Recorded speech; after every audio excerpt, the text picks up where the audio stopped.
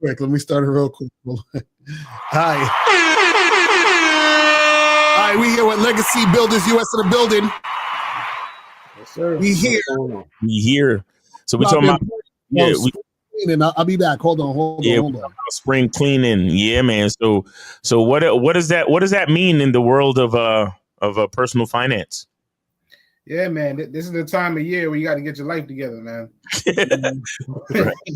Spring cleaning is the new season. Spring normally sets the tone for the rest of the year and part of next year. Because spring is what? It's the time of year where you just got your taxes back. Right. The time of year where jobs are going to be hiring. Everything's happening in spring. You're getting ready for summer. You're going to the gym, all that type of stuff. So the whole thing with spring cleaning is get your finances in order. Because, again, it sets the tone for the rest of the year. If you've been at a job that's not paying you enough money to survive for the rest of the year, this is the time to be applying for new jobs. Raise. Stop sitting around and waiting around for something to happen. You got your tax money. Take care of what you need to take care of. Sit down and make a business plan as far as saving and budgeting, as far as what you need to save for next year. Right. Plan things out for the summertime. If you want to go on vacation or go out to clubs, whatever you want to do, this is the time to plan for that and budget for that. Why? Because we know the summer is coming up, and if you don't plan in the spring, now you're in the summertime going to clubs and bars and spending $200, $300, $400 that you don't got, and find yourself in the hole. And then wintertime comes back, and you can't make that money back because guess what? Business slows down when it comes to the end of fall. Time where you just got to take advantage of everything to get your finances in order. Yeah, I mean, and if you were like planning it properly, you're kind of late in a sense. Like that's what the winter time is for. The winter time is the grind time. Right? And ironically, things do slow up a little bit in the winter time, so you got to go extra hard in the winter so that when the springtime does come, you actually see the actual the fruits of your labor. And a lot of times we wait until now to start. This is where you're actually supposed to like put it in the overdrive and keep continuing from wintertime. That's what technically spring is about. Everything is blossoming. Everything is coming back out. Everything is, happening the way it's supposed to happen. And get rid of the things that is not going to do you any justice. Make sure that you have your different accounts set up, your business account, your personal account, make sure that your bills are paid on time. Make sure that everything is properly placed in order for when, these times do come. Because naturally, psychologically, when the springtime comes, what happens? It gets warmer, it gets nicer. People want to go out. And naturally, you want to spend more money, like Roger said. And if you don't properly allocate your money and if you don't properly save and budget, you will be in a position to where you'll have a bad summer, and then going into the fall when the holidays come around, you're not even gonna have no money to like do what you have to do during the holidays. So it's always a ripple effect that happens, but it always truly does start off during this time of the year. And so you got to just be careful. If you have goals that you want to set out to achieve, don't let just the warm weather distract you from what you got going on. Because I think a lot of times that'll happen too. Because it's nice, because the winter's coming to an end, people will naturally just want to spend the money truly that they don't even have. To really be disciplined enough to make sure that your money is in the proper places it needs to be, so that you can have a great summer. So what's the first step? In my opinion, the first step, call Legacy Builders so we can do financial analysis, right? That's the first step. And for real, too. Because the reason why I say that is because when we do the financial analysis, it brings awareness to where we're actually at. So, yeah, exactly. You get to look at your finances, look at your because a lot of people, they look at like their tax return as like free money. But honestly, that was a lot of people think about it a certain way, but that was your money. That's your money. Right.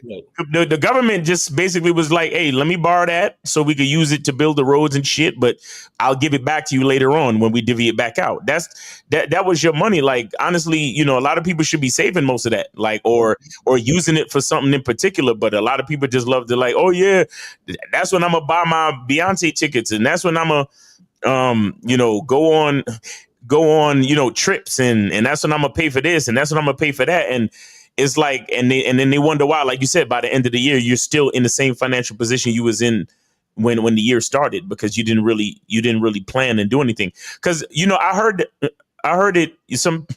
Imagine this: there are people out there that was getting mad at Beyonce, and the reason why they get mad at Beyonce is because she launches her tour during tax return season. Right. Right. And one of her fucking tickets is like $5,000. Wow, that's crazy. You understand? And coupled with a bunch of like dynamic pricing with Ticketmaster and all this other shit, bro. The people was making TikTok videos literally cussing Beyonce out, like, why the fuck you do this and you ain't shit and blah blah blah. And it's like, number one, ain't nobody putting a gun to your head saying you got to go to the concert. Correct. That's number one. So the fact that you're angry at Beyonce for, number one, strategically launching her tour during tax return season, and then making her prices a certain amount because she know y'all ignorant niggas is gonna spend your tax money instead of, like you said, doing the spring cleaning, being responsible, budgeting, and doing things that you're supposed to do. Right. It's crazy how Beyonce and Beyonce's people know that is a viable weakness to exploit for the concert tour. Right. That's ridiculous. You understand what I'm saying? And what's even crazy is that the fans realize it and still fucking be at the concert broke. Right. bro. Because the tax return will be $3,000 and the fucking Beyonce tickets is $35. And stupidly in their minds, they thinking, oh well, I basically just paid $500 to be at this Beyonce concert with the front row seats or in the special sections, because Beyonce does shit where she has special sections, where you could sit closer to the stage and be in the beehive and all this other shit, so to speak, and you get a different experience and you automatically get to come backstage or whatever the fuck it is, right? And so the people are sitting there, the tickets cost $3,500. They take all they $3,000 tax return and give it to Beyonce basically, and then they feel like they only paid $500 to be at the concert. So they feel like they winning. No, you paid $3,500 to be at that concert. Right. Because when you get your tax return, you really supposed to put that back. You're supposed to put that wherever you put your money. Correct. You're really not supposed to spend that. The money that you're supposed to spend is the money that you've been saving from each check. You understand? And it's just crazy how people think about money and how they use money and the fact that there are people that win the lotto and then go broke in months. And it's like, it's crazy. To your point, Miles, it's so crazy that you say that. So it wasn't tax money, but it was recently. My shorty got tickets for Beyonce, and you said that, and I was like, "Yo, I think it's real," because all the homegirls going was like 7 of them. And first off, I was tight because she got the last minute. You know what I mean? And you know what I mean? She used her own money, but the point was the tickets was $1,000, like you said, nigga. And like 7 of homegirls going. Nigga. $7,000 to go to, and that's not even gonna include the fare to get there, the drinks you buy there. Yo, the hotel, all that shit. What? Yeah. Come on, son. That's a down payment right there. Yeah. But to your point though, like people really be doing it, and it's a marketing strategy, and that's why, to the point of this whole conversation with spring cleaning, like money that could have been used and utilized for something else is going to that. Money in somebody else's pockets. Nah, I ain't with it. Well, so Adam said, is there a big market for art in your guys' opinion? What's your thoughts on that? There's a big market for art. Yeah, There's a big market. There's a big market for anything that you're doing that you're passionate about. If you're half-assing it, no, it's not a market out there for you. That's what I like to tell people at the end of the day. It doesn't matter if you were selling pencils. If you're the best pencil seller and you love it, it's a market for you. But generally, is there a market for art? Yeah, it's art. It's a lot of art galleries, a lot of places, but you just got to find your niche and where you're going to stand out at. But again, if you don't got that passion behind it, it don't really matter, in my opinion. They do have art, as far as like, because art is a collectibles item. It's an asset for real. Remember when we was in Miami and we went to that art show? Oh yeah. There is, when we was all in Miami, me and Rah stopped at the art show before we all went out to eat. Right, so there was an art show. We was looking at the art like it's cool, but there's people that they spend thousands, tens of thousands of dollars on art. So yes, there is a market for art. You just got to do your research. You got to talk to people who are into art to like really take that to the next, because that itself is a hustle, to be honest with you. Yeah. People buy and sell art all the time, and then people let it sit there because art is an appreciating asset. Yeah. You get like they have art, people have art collections and they're worth hundreds of thousands of dollars. So there is a market for that. You just gotta, connect with the right people, do your research. And to piggyback off of Kaylene's point, that art gallery went to Miami. First off, it is a niche for it because we weren't invited. me and Kay just walked in the building. Yeah, we did. Yeah, it was the night we went out to dinner with y'all. We walked in the building. Oh, okay, yeah. In Miami. Oh, right. We just walked in there off GP, but we were so fresh they thought we belonged. It's like, all right, so come on in. It was like, who are these well-dressed Negroes? Exactly what it was. She looked at us. She looked at us. What she said, are you on the list? And then we looked at each other, and then we was like, nah, we not on the list. And then she looked us up and down again. She's like, it's okay. Come on. Exactly. Hey, you got to dress for the part. You got to dress for the part. You got to dress for the part. But I'll say this about art.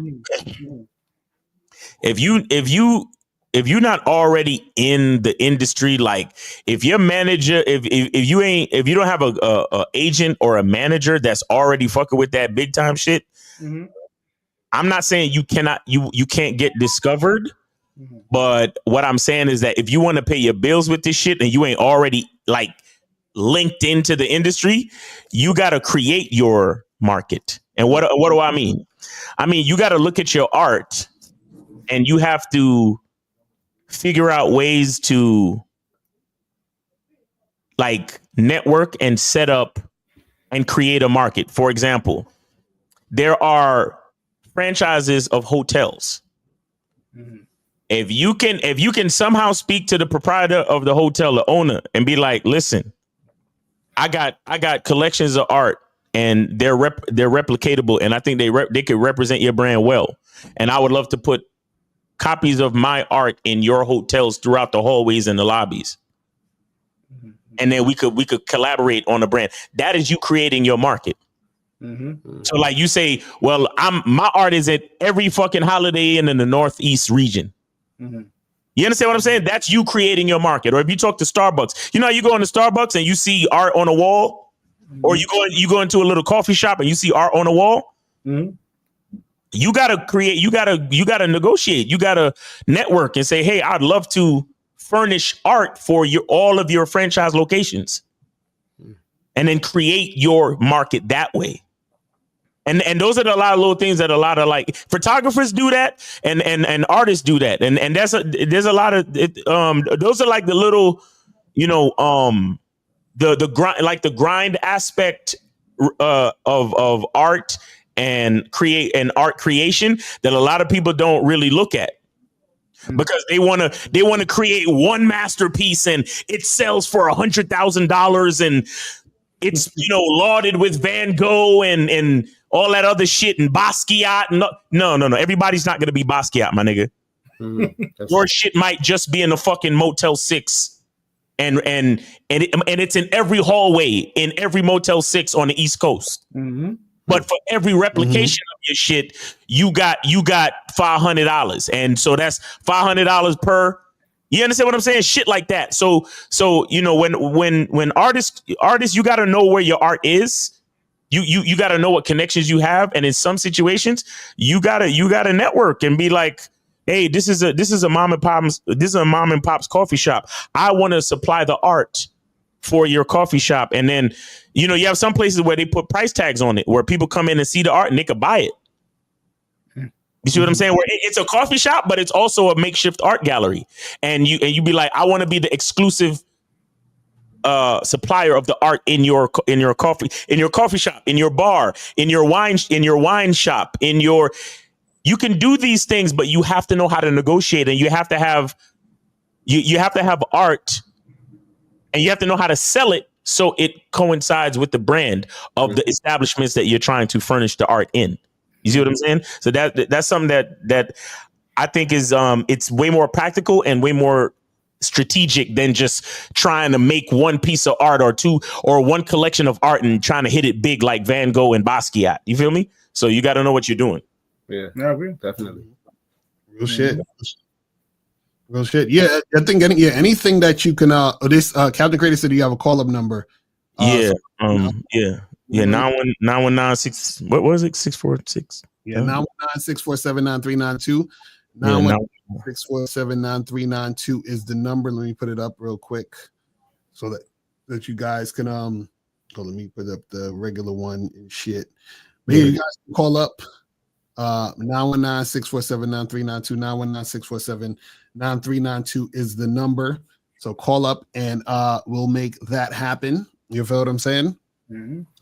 But yeah, I think I think a lot of people don't think about shit like this as far as like, paying attention to your finances and how the certain times of the year affect certain spending habits, or like like you're saying, like how those people would get the their tax returns and then Beyonce puts her concert around that time. You know what I'm saying? Mm-hmm. You know what I mean? So it's crazy how that works out. You know what I mean? But again, if you're in control about how you do things, then you wouldn't necessarily have anything that needs to be changed or happen. You know what I'm saying? Look real quick. Look at this shit. Look at this shit. This shit funny as shit. Look. A fan that bought some Beyonce tickets. So pretty much the neighborhood talk had expressed that there was a woman from Atlanta that had shown some anger because she had bought some $1,400 tickets to go see Beyonce live.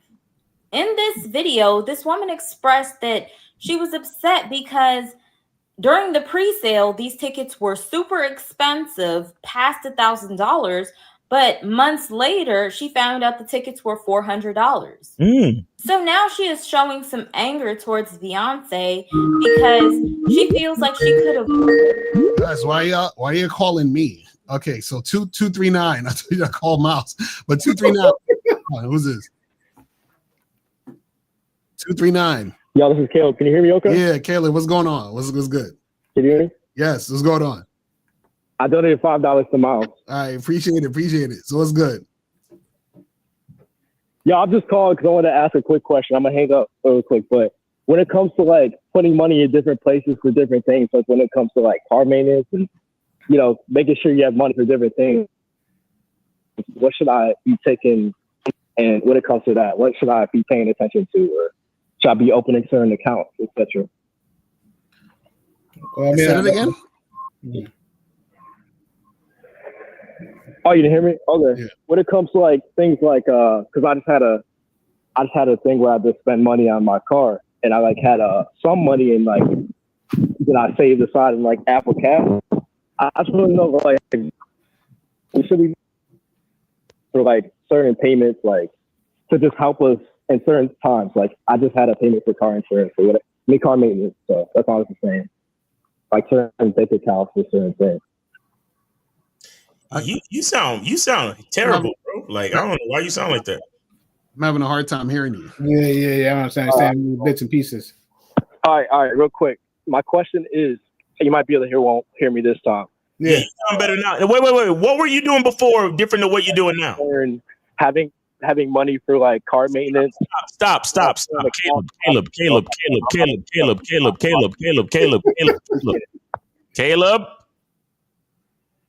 Caleb. I think he hung up. his phone was it's messed up. So yeah, I don't know. It's not like he's at work or something. Yeah, he's probably at work or doing. Yeah, he's probably doing something. Yeah, but yeah. Well, I guess he was saying what he should be paying attention to as far as spending money on his car. Yeah, that's what it sounded like. It was tough to say. I mean, I can't even answer that question because I don't know what he's really saying. I mean, it depends. It depends on how important your car is to your life. Some people have a car just for fun and pleasure, or just to get from point A to point B, and some people have a car because they got to do Uber, or they got to, they got kids and they got to, take their kids to school and all this other shit. So, if you have a car, chances are it's important. So that's probably one of the things that you got to prioritize, I guess. That's the best assumption I could give as far as that goes. Like you got to prioritize what's important. right? Because there's certain things that are vital to the success of your life as a business, right? You got to look at your life as a business. There's certain things that are, because you have, let's just say you have a job, but you getting to that job is important, right? So yeah, you got to spend money on your car, and if your job is an hour away, you can't be spending money on Uber or, you know what I'm saying? Or something like that's crazy. So yeah, you got to look at your life and prioritize what you need to prioritize. Mm-hmm. Right. So he said when it comes to having money aside from different things in our life, what's the best way to prioritize different payments and always be insured? I may have to get on their program. You got to get a budget. You got to call Legacy Builders US and you got to, they got to look at you. You guys can say it. Go ahead. Yeah. So yeah. No. We'll definitely set up a savings and budget plan. Based off what you're trying to do, how you're trying to get there. We do a bevy of financial services. So saving and budgeting plan, financial planning. So looking at how much money you make, what you're spending money on, and finding out how to allocate the money. And like you said, break up how you should make these payments and stuff like that and keep it in order so you don't run the risk of losing the insurance. Because God forbid, it's an asset, but it's a liability if you lose your insurance. Meaning that if you miss your insurance payment and your policy lapse, you get an accident, that $30,000 car, you still paying for, you can't get it fixed. So yeah, we'll look at what you're doing, schedule a plan, and make a plan for you to avoid those type of things from happening. Facts. Go to the site. LegacyBuildersUS.com. Yeah, but I was just showing that you said real quick. He said May Cash selling some shit that was sitting in the garage. Is this is this art, or you just talking about selling shit? Yeah, I don't know. Yeah, I'm gonna tell y'all something. A lot of people make a business out of that. A lot of people go to, for example, they go to Walmart and anything in the clearance rack, if they know that there's a demand for it on a website or on Facebook Marketplace or even on Amazon, right? They go to the clearance section, or sometimes you could go to the dollar store and it's kind of like a version of drop shipping, right? Where you get products from the store for cheap and then you resell it for a slightly higher price and then you can make a profit. So and some people that's how they start. They start by selling shit that's in their garage that they don't use no more. You understand? So, it happens. People make a business out of that. Definitely. Absolutely. I mean, to your point, Miles, like they say, the saying goes, one man's trash, another man's treasure. Facts. It's one of those things where, to your point, this weekend, I was at getting some Chinese food. And it's a thrift shop. I seen this thrift shop all the time. Never went in there for 3-4 years. Seen it right next door. Never went in there. And went in the thrift shop and spent like $40 on random miscellaneous items. Yeah. I mean, and to your point, and to the point of this topic, you know what I mean? The little cool little lady, whatever the case is, talking about business, gave it a business card for her to get some life insurance, things of that nature. And told her like, hey, listen, I got a whole bunch of stuff in my garage. If you want it, I'll bring it by the shop and you can keep it. I'll donate it to you. You know what I mean? So to your point, she's gonna take some of those products and she's gonna make money off it. You know what I mean? So I'm that's to your point that you just made just now. That's how real it is. Nigga, I ain't donating shit. She gotta. It's a business ploy. She in the community. You know what I mean? I want her to get back to you on the team. Me, I would have been like, look, you got to give me a stipend or something. I need. You can have everything in the garage, but you got to drop a 50 bones or something. You know what I'm saying? Because I know you're gonna make back more than that. You know what I mean? But nah, or at least give me $50 for bringing it over there. You know what I mean? For transport, something. But yeah, a lot of people do that shit, man. A lot of people make bread off of old shit, they call it yard sales, right? But they do it on online. They do it on the internet. Right. That's crazy. It's funny because a lot I didn't realize that many people do that type of stuff. You know what I'm saying? And be making some money. You know what I mean? Yeah, they make bread. Crazy. They make decent bread. Like these days, bro. It's people. A lot of these people that you see like on Facebook Marketplace, bro. I remember a couple of times I bought furniture and niggas have storage units full of furniture. Right. Some of them is brand new in the box. Yeah. You know, or they have it, or it's case in point. I knew a family. I knew this couple. They're actually retired, but guess what they do? They have what's called estate sales. So it's like a garage sale on steroids, meaning it's the garage sale of rich people. So the shit that they selling mostly is in pristine condition. Right. You understand that they'll sell you fucking boats, canoes, bicycles, and I'm talking about shit that because you know how rich people are. They'll buy shit, use it once, and they'd be stuck in the garage collecting dust, but it's damn near brand new. So they resell the shit for they'll bring it to auctions, and then the auctioneer place will give them like, you know, like I said, like a stipend amount of money. Mm-hmm. You know, so the auctioneer will assess the value. Mm-hmm. And they know that they could possibly make anywhere from $50,000 to $100,000 off of all the shit from a particular estate. Right. But the husband and wife that I'm talking about, they'll just give them everything for like $25,000. Mm. You know what I'm saying? So every time they and people, you know, and really what it is that a lot of rich folks, like some rich folks, they just don't want to deal with the transport and having to deal with stuff. Right. It's like I'm moving from New York to California, and I'm gonna just buy a bunch of new shit when I get there. So all this shit, y'all can have it. And so that's what they do. That's what they do. And it's so crazy, bro. It's so crazy.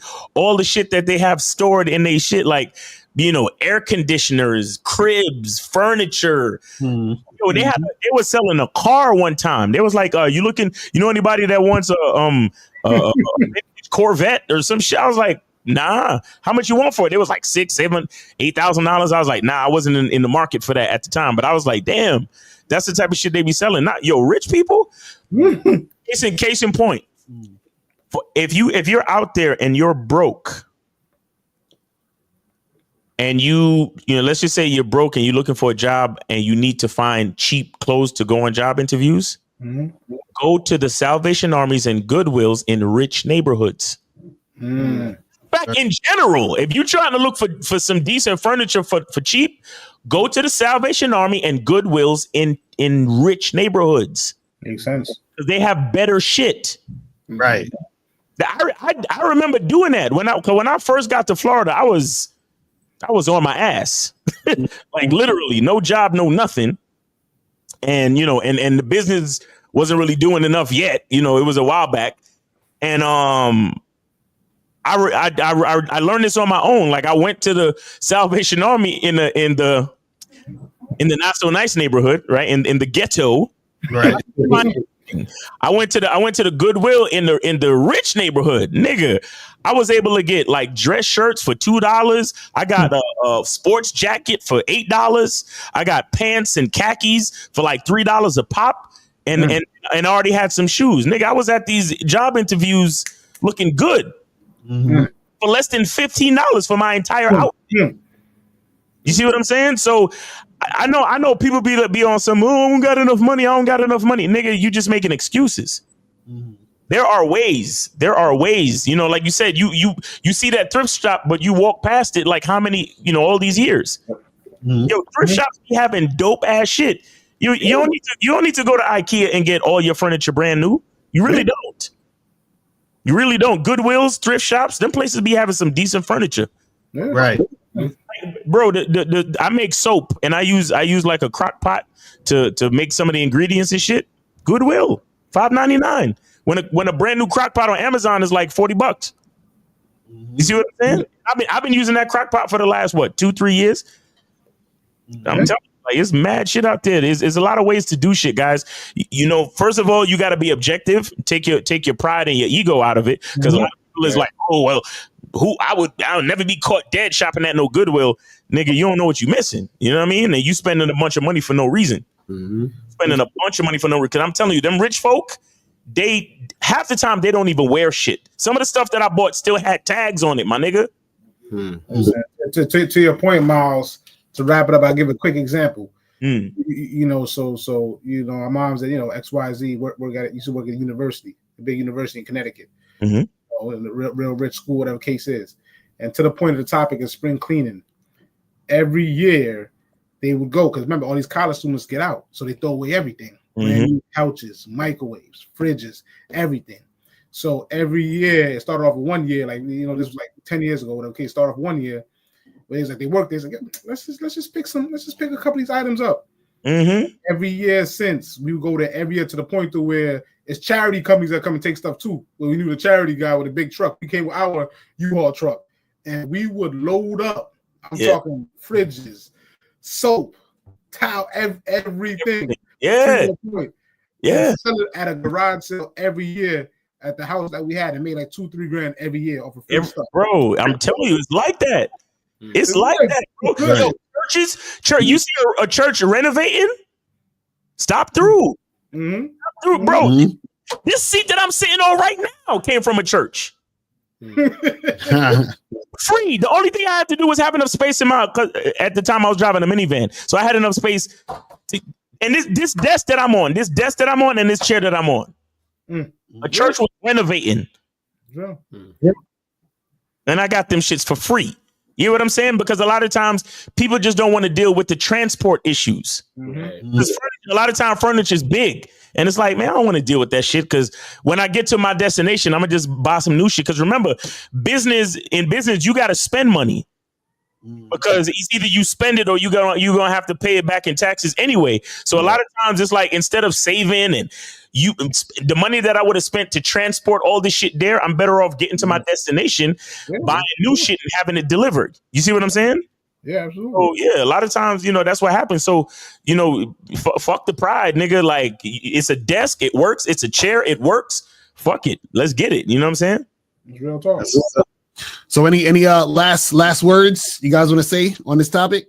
Just go to the website, book an appointment. Let's get you financially ready. Let's start your spring cleaning for you. Facts. Get that budget popping. Yes, sir. So make sure you guys go to legacybuildersus.com and shout out the event you guys are doing. Yes. Oh yeah. April 19th. April 19th.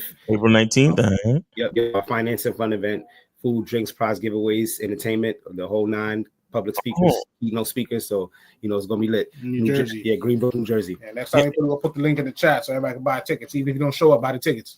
Come through. You know what I mean? Yes, sir. What's up? All right, people. So we out of here. And remember, guys, truth is inside you. We out. Peace. Later. We going. We out. All right.